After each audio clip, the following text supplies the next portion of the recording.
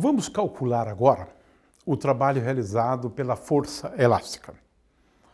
Vamos considerar a situação na qual o corpo se desloca entre um ponto A e agora basta a coordenada XA para caracterizar a posição desse ponto, até um ponto B, cuja coordenada é XB. Então a coisa é relativamente simples.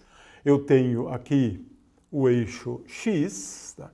E agora eu vou considerar o deslocamento de um ponto XA até um ponto de coordenada XB, porque o movimento é unidimensional, né? Ora, nessas circunstâncias, eu quero lembrar que o trabalho realizado por uma força qualquer, mas no caso é a força elástica que nós estamos considerando, e como o movimento é um movimento em uma dimensão, então o trabalho para ir do ponto A até o ponto B é igual à integral desde XA até XB, são as coordenadas do ponto, de uma força, digamos, f de x dx. Aqui eu estou considerando o caso bem geral de uma força que depende apenas da coordenada x. Ora, no caso da força elástica, f de x é igual a menos k vezes x. Consequentemente, tudo que eu preciso fazer é uma integral relativamente simples. Trabalho para ir de um ponto A até um ponto B, caracterizado pelas coordenadas XA e XB, é igual a integral de XA até x índice B da força F menos K x dx. É uma integral bastante simples, ou seja, é igual a menos K vezes a integral de XA até XB de x dx. Ora, a primitiva da função x, ou seja, aquela que quando eu derivar vou obter a função x, é a função x ao quadrado sobre 2. Portanto, a integral, o que eu estou dizendo é que a integral indefinida, digamos assim, de x dx é igual à função x ao quadrado sobre 2, claro, no caso de uma integral indefinida, ela é definida menos de uma constante. Então, como é que eu verifico isso? Se eu derivar a constante, eu obtenho zero. Se eu derivar x2 sobre 2, vou obter x. Portanto, a integral indefinida de dx é igual a x2 sobre 2. Em se tratando de uma integral definida entre xa e xb, eu vou obter agora, então, o resultado que eu trabalho para se ir de um ponto A até um ponto B, ele é dado por x ao quadrado sobre 2. Não preciso levar em conta essa constante, uma vez que eu estou fazendo diferenças, na verdade, de xa até x índice B. Portanto, agora eu tenho que levar em conta, além da integral que está aqui, menos k. Eu tenho que multiplicar isso por menos k. Esse aqui é o resultado apenas dessa integral, de xa até b. Ou seja, é igual a menos k. Agora eu tenho 2 aqui, menos k sobre 2, vezes a função x ao quadrado calculada no ponto xb, portanto, xb ao quadrado,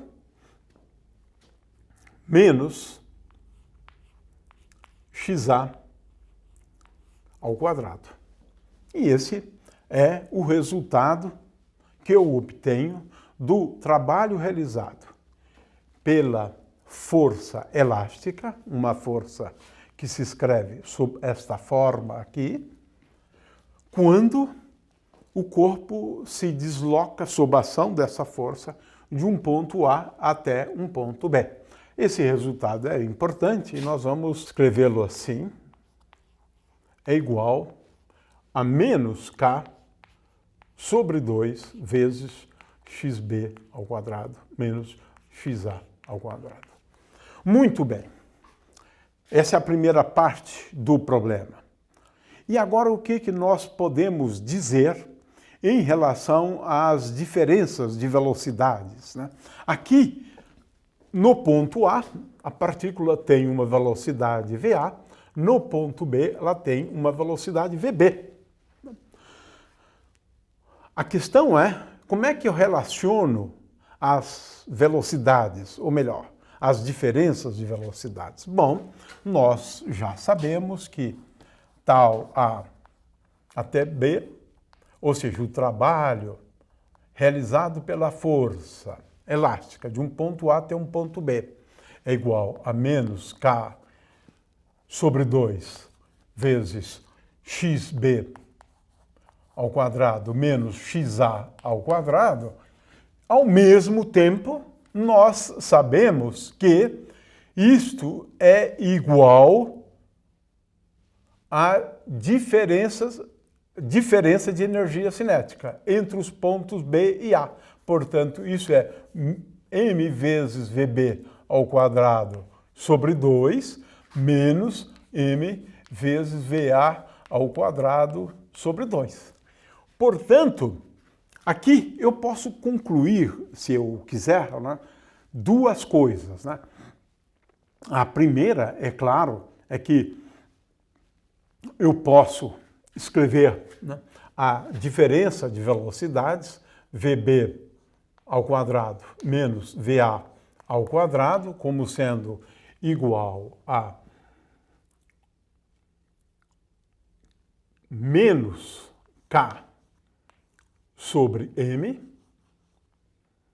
vezes xb ao quadrado menos xa ao quadrado.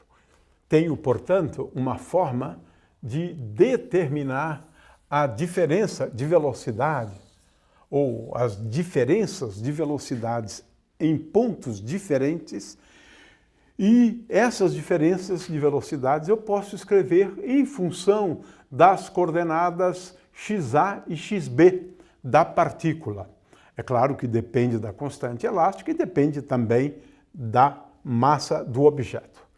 Mas uma das conclusões mais importantes que a gente pode chegar, e essa sim é extremamente importante, é que se eu passar esse membro para a direita, K vezes xb ao quadrado sobre 2 com sinal menos para cá, e este para cá, eu vou concluir o seguinte, que m vezes Vb ao quadrado sobre 2 mais K vezes xb ao quadrado sobre 2 é igual a m vezes Va ao quadrado sobre 2 mais K vezes xa ao quadrado sobre 2. Fantástico! Isso é muito bonito, porque em cada ponto eu posso verificar que o produto da massa vezes a velocidade ao quadrado sobre 2 mais K vezes xb ao quadrado sobre 2 é igual a m vezes a velocidade em qualquer ponto. Estou chamando de A, mas um ponto arbitrário. Portanto, para qualquer ponto, isso aqui é uma constante. É conhecido como a energia do oscilador harmônico. E essa forma de energia nós já conhecemos, energia cinética, e essa é a energia conhecida como energia potencial. E energia potencial, no caso de uma força elástica, é igual a K vezes x ao quadrado dividido por 2.